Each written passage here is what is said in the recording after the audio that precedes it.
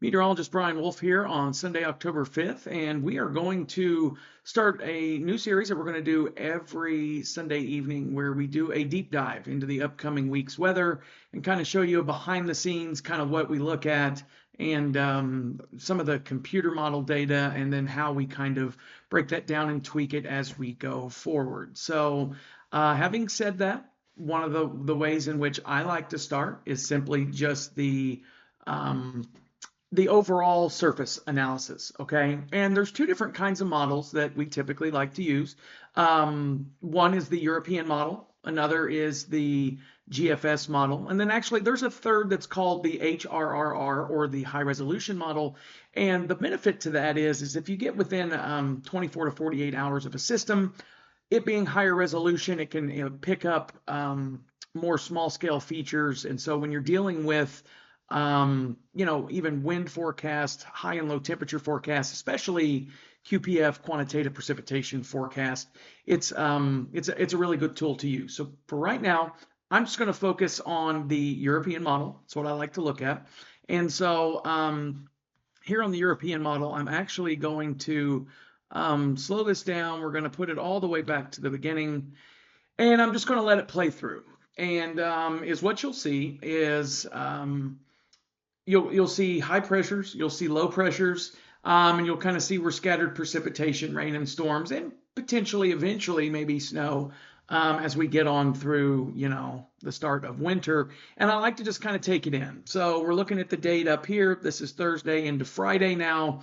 And you can see as we head into the weekend on Friday, strong low pressure system off the East Coast, strong low pressure system off Canada. And I'm just trying to get a good feel for what's going on. So if I were to pause this and I were to start it back over, I am here. It runs this evening. Looks like there's an approaching cold front that's coming in. And if we go ahead and pause this, we are looking at Monday, October 6th, and then 21Z. Z is Zulu time. So you typically, depending upon what time zone you live in, you typically take anywhere between 4 to 6 hours off. So roughly, you got to think about this in terms of military time. 21Z, let's take, 4 or 5 off of that. So you're looking at 16, 17. So that's roughly 4 or 5 p.m. So 4 to 5 p.m. This European model is showing that at least here in southern Indiana, you've got some scattered precipitation, heavier along northwestern Tennessee and western Kentucky. That cold front is stretched out across the area. So, and if we go forward in time and we kind of see the break. Now, if we pause this, and actually this is where I'm going to attempt to do some interesting maneuvers here. If we actually pause this and take a look, again, this is the European model, and it's showing about, I think it was around 9Z on Tuesday morning. You can see that we have heavier rainfall here, and it's actually kind of bumped up and moved into the area. Again, this moisture is coming from the Gulf. It's going to surge north, and it's going to pretty much surge all the way up until it meets that cold front. And so the interesting part will be how far north will that moisture get. So one of the things that we kind of talked about in my earlier, brief forecast was that heavier rain was showing that it was going to be along the I-64 corridor. And so that's something that we need to watch as we go throughout everything. So if we go ahead and we play this out, so we know we're expecting precip Monday and Tuesday. Let's go ahead, play this out. That front goes through, it looks like early Wednesday morning. And then I'll go ahead and pause it here. You can see a high pressure system moves in. So we've kind of talked about this before. High pressure system, you have descending air. And so when you have high pressure and you have a downward force in the atmosphere, clouds, which like to form, vertically, because the air is less dense, and so it rises, it cools, it expands, and it condenses. We can't see that under a high pressure. So that's why just seeing that we're under a high pressure here as we head Wednesday into Thursday, that's automatically going to tell me we're not going to see a whole lot of cloud cover. And if I were to go, let's see, what is this? Very early Thursday morning, 6Z. Let's go to cloud cover. Actually, Actually, let's go to cloud cover levels. And there's a lot that you can do here on this website. I use what's called Pivotal Weather. Um, it's a wonderful website, has a bunch of models and a bunch of different maps that you can look at that are from the different computer models. So again, we're still dealing with the European model. I tend to prefer the European model because it's a little bit more accurate in some situations. But one of the benefits to these models are that you really need to know the intricacies, the pros and the cons of each. Some models are better than others. Last year during the tropical season, the GFS model actually ended up performing better with tropical systems. So anyways, kind of something to look at. So if we take this and we're going to go to Thursday, where were we at? Thursday at 9Z. Here's Thursday at 9Z, and you're looking at the cloud cover. And as you can see, this black area across our area is indicative of no cloud cover. So that's kind of how you can piece it together. You see areas of low pressure, you know that the possibility is there for instability, lift in the atmosphere, and anytime there's lift in the atmosphere, you can see clouds and or precipitation form. So that's kind of like why I tend to start off with a general surface map. Now, especially when we get closer into seasons where you see severe weather outbreaks, you see snow potential, you'll start to hear people talk more about, well, the Euro model says this, the high-res model says this, the GFS model says this. I'm going to go over and I'm going to look at the GFS model, and I just want to get just a general surface map, okay? And as we look at this surface map, we're going to go ahead and let it play through as well. It shows that approaching front coming in, that moisture surging to the north, and we're going to keep letting it play out here. We're into Tuesday afternoon, Tuesday evening.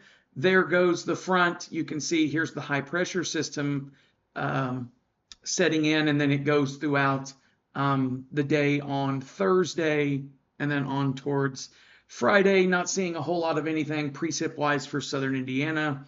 So that's kind of what it looks like. Our action period of this forecast is going to be Monday into Tuesday. So with that, I'm not going to look at any other maps currently because I'm now, any general maps, I'm now really interested in the precip amounts, okay? Normal situations, we would be like, is it going to be rain? Is it going to be snow? And there's different maps and different height levels in the atmosphere that can kind of give you a good idea of that. But obviously, as of right now, we're just happy that we're cooling down into the lower 70s. So we don't have to worry about precipitation type. We just need to worry about precipitation amount. So GFS, if we actually go, and let's go to, first let's go to composite reflectivity. So I'm going to go ahead and I'm actually going to zoom a little bit more into our region. This is the GFS, composite reflectivity. So this is going to be kind of like a future radar type of situation, okay? So let's see when it shows the moisture arriving. So I'm going to slow this loop down a little bit. Here we go. We're going through Monday morning, and so all of a sudden, boom, you can see some scattered precipitation there entering the area at around 18Z. That's going to be after 2 p.m., okay? 2 to 3 p.m. on Monday. The GFS shows some precipitation coming in the area, scattered in nature, but then, overnight into Tuesday, it shows a little larger area of showers that's moved into the area. That's going to continue, and then we see a bit of a break Tuesday. So GFS is showing that rain's really going to be scattered in the afternoon, and then it's going to fill in a little more with a couple of waves, and then it's eventually going to exit the area around noon on Tuesday. That's what the GFS shows. So let's go. We're actually going to switch and go back to the Euro, which is what I would personally favor here. But we'll kind of see what we're looking at. I'm going to back off this. Some models have different resolution for different maps. This model, let's see here, precipitation type. Let me...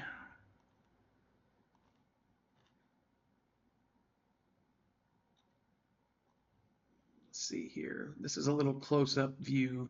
But as you can see, we have Precipitation coming in. This is at 10 a.m., 11 a.m. Eastern time Monday.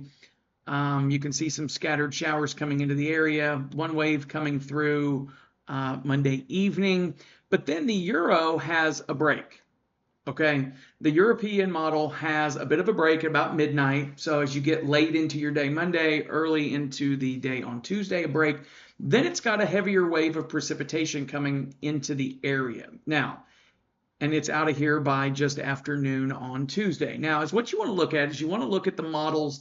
Are they agreeing? Are there any areas that they're agreeing on? One that I pick up on is that the majority of the precipitation is gone after about noon on Tuesday. Not saying that there's not a scattered chance after that, but very interestingly enough, we are noticing where areas along and south of I-64, okay, south of Orange and Washington County and Scott County, you're seeing some of the heavier rains. Now, this is interesting because depending upon where you get your weather or if you watch it on TV, a lot of those people do a great job, but they don't go as into detail with where you could see the moisture. So for instance, if you're a farmer and you're planning on maybe harvesting a little bit on Tuesday, depending upon where you live here, you may be a washout, right? If you're further to the south or if you're further to the north, you may actually have some periods of time that you could get out there. Now, I am in no way a farmer, but I'm just saying that some of these details actually do matter. So here's what we're going to do. I want to go, and I'm going to back out. I'm going to go to more regional. And on this regional here, I'm going to go to 24-hour QPF. Now, this is the European model. And QPF is quantitative precipitation forecast. So this is how much liquid precipitation, which obviously is rain right now for us, are we expecting to see within the previous 24-hour period. So if we actually go through and we look, we're on Tuesday evening now, okay?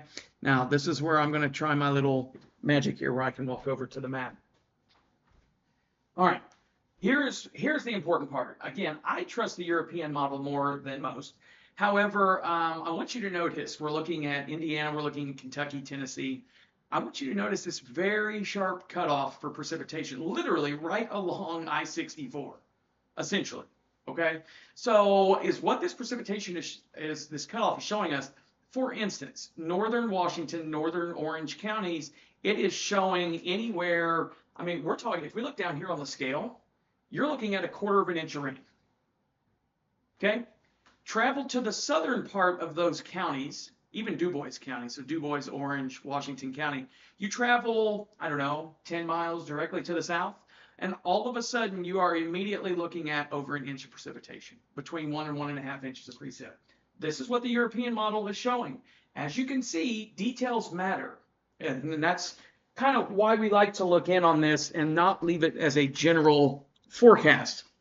When you leave it as a general forecast, you're kind of taking the off-ramp. You're kind of taking the easy way out. And I don't want to do that. But I will tell you that when you don't take the easy way out and just say, hey, there's a chance of, anywhere between 1/4 of an inch of rain and 1.5 inches of rain, you're rarely going to be wrong, right? However, I like to try to be more scientific with things. So I'm going to give a little bit more specific information in terms of where do I think that point in the precipitation differences are going to be. And that's going to cause me to perhaps miss some systems a little bit more. But I'm okay with that because I like to be more scientific in my process. Now that I'm off my soapbox as far as that's concerned, let's go to the GFS. And again, we're on 24-hour QPF. The GFS predominantly in this area in the Indiana, the Midwest, typically is a little bit more excitable, okay? So you might see higher precip amounts. So this is going to be interesting to kind of compare Euro versus GFS and kind of what they're looking at. So if we actually go forward in time, we're going to notice this would be Tuesday evening. So it's 0Z, which would be around 7 p.m. Eastern time on Tuesday evening. And I want you to notice the same thing. We'll walk back over here to the maps and kind of give you a more zoomed in version here. Again, it's also agreeing that right along that I-64 corridor there, just south of Du Bois, Orange, and Washington County is where you're going to see around an inch, inch and a half of rain. Now, I want you to notice the GFS actually shows an area of around 3/4 of an inch to an inch of rain going all the way up into Washington and Orange County. So it has a wider swath. And that matters, right? So right now, we're a solid 36 hours, 48 hours out. So I will say, let's let more model runs come in. Different models run at different times. Let's let them come in. Right now is where you would say, there's a good chance of rain. There's a better chance of rain to the south, less of a chance of really, cumulative rainfall to the north. But let's go ahead and go over to the HRRR, the high resolution model, because we are within 48 hours of this system. Now, we're going to go up here, and this only goes out 15 hours from this last run. But just kind of curious in terms of if we go to composite reflectivity, this would be the future radar, so to speak. So if we actually play this and we put this into motion, we're just going to look at this for timing. When are we expecting scattered showers? Scattered showers are looking to develop anywhere after 7 to 8 a.m. it looks like the high resolution model is showing, okay? So that shows us that. I'm going to back off and go to the 18Z run, which goes 48 hours out, and I want to see what they are looking at in terms of amounts. So if we look at the 24-hour QPF of this high-res model, again, this is Tuesday, let's go and let's see what it's showing. Now, here is the very interesting part, okay? I'll kind of come down here. This is the preceding 24 hours. So this is from Monday afternoon to Tuesday afternoon. This is the high resolution model. You typically can have more faith in the high resolution model, but this is what's interesting right now about this specific setup. I want you to notice this is widespread. This whole area here is a widespread inch of rain. Notice the Euro and the GFS, we've been talking about this line in like central Du Bois, central Orange, central Washington County. Now all of a sudden, it's got a much wider swath. So now, as a meteorologist, you're thinking to yourself, okay, is there some sort of last second intensification of this front as it pushes through? Is there going to be more moisture coming up into the area? What, you're trying to figure out in your head, well, what's going to end up happening? So in this situation, I would just simply say you've got showers that's coming in starting anytime after 8 a.m. on Monday, kind of off and on, and then, through Tuesday at around noon. And then right now, the chances are that you're going to see heavier precipitation closer to the Ohio River in Louisville, but perhaps you're going to see maybe an increasing chance of some decent rainfall as you head up towards the Bedford and Bloomington area. So anyways, this is kind of what we look at. I do kind of want to end this with kind of a fun little look out. We're going to go, let's see if this is available regionally. So I want to click out here and I want to look at, actually, let's go to national, and I want to look at temperature.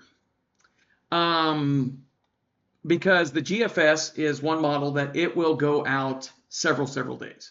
So if you track snow with me this past year, the GFS model and even the Euro model to some extent would kind of go out far enough that you could kind of get excited, right? And then you're like, oh, well, in 10 days, the GFS model shows a system. You can't like take that to the bank, but it's kind of fun to play devil's advocate with computer models, but you got to be very careful. So I want to run this out, and these are cooler temperatures, obviously. To the north, the blues, the greens, the yellows, the warmer, obviously, and the reds. So if we actually play this all the way out, I want to go out to about, let's see if we can go GFS. I want to go out long enough that we can actually see, we've got the 17th here.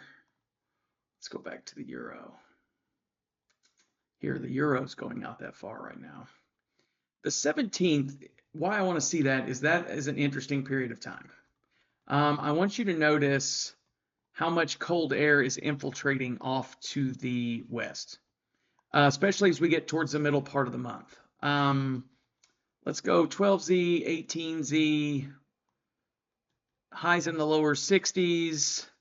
Let's go to wind chill. I had seen an output where the wind chill was really cold. Let's see, I'm going to step forward here. All right, so this would be the wind chill on the morning of the 19th of October.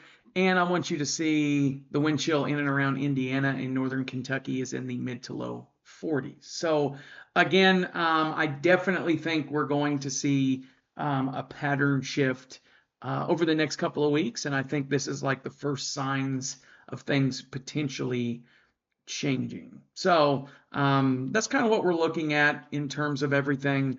I hope you enjoyed kind of this deep dive in. Again, we start with a surface map.